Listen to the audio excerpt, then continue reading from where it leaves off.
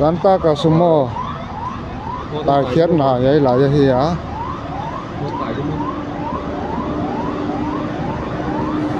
đây à nhà tại phía vậy à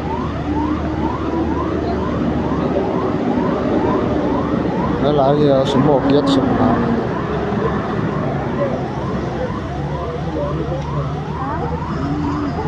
tôi nó vẫn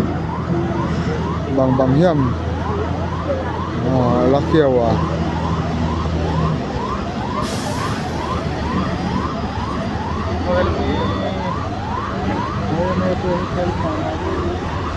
sumo na lang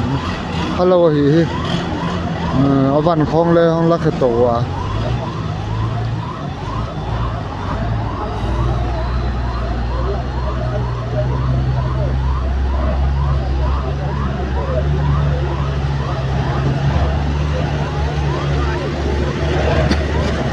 ruin